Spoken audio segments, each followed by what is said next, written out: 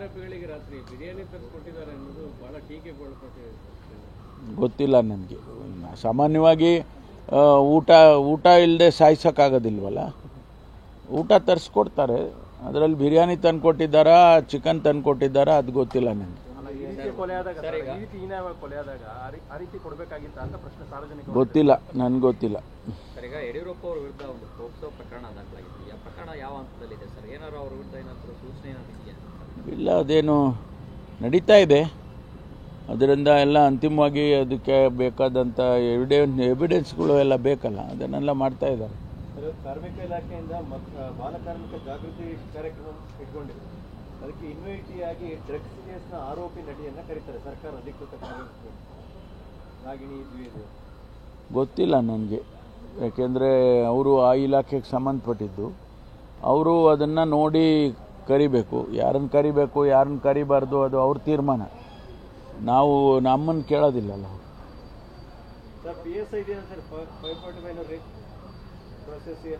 Veeresh pre school business ಮಾಡಿ 10 ಲಕ್ಷಕ್ಕೂ ಹೆಚ್ಚು ಗಳಿಸ್ತಿದ್ದಾರೆ. ನೀವು ಕೂಡ ಅವರಿಂದ ಕಲಿಬೇಕಾ? ಅವ್ರ ಜೊತೆ ವಿಡಿಯೋ ಕಾಲ್ನಲ್ಲಿ ಮಾತಾಡಬೇಕಾ? ಈಗಲೇ ಫ್ರೀಡಮ್ ಆ್ಯಪ್ ಡೌನ್ಲೋಡ್ ಮಾಡಿ. ಅದು ಇವತ್ತು ಅದನ್ನು ರಿವ್ಯೂ ಇಟ್ಕೊಂಡಿದ್ದೇನೆ.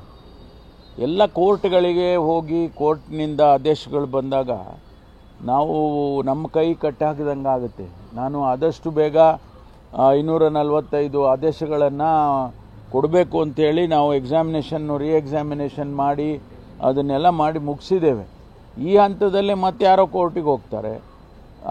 ಅದನ್ನು ಯಾಕೆಂದರೆ ನಾವು 545 ಜನರಿಗೆ ಕೊಟ್ಟರೆ ಇನ್ನು 403 ಜನದ್ದು ನೆಕ್ಸ್ಟ್ ಲಿಸ್ಟ್ ಇದೆ.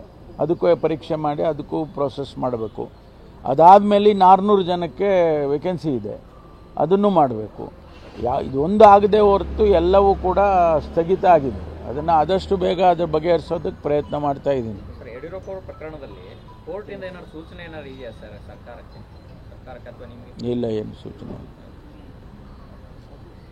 Okay, thank you. ರಾತ್ರಿ ಬಿರಿಯಾನಿ ತಂದುಕೊಟ್ಟಿದ್ದಾರೆ ಅನ್ನೋದು ಬಹಳ ಟೀಕೆಗೊಳಪಟ್ಟಿದೆ. ಗೊತ್ತಿಲ್ಲ ನನಗೆ. ಸಾಮಾನ್ಯವಾಗಿ ಊಟ ಇಲ್ಲದೆ ಸಾಯಿಸೋಕ್ಕಾಗೋದಿಲ್ವಲ್ಲ. ಊಟ ತರಿಸ್ಕೊಡ್ತಾರೆ.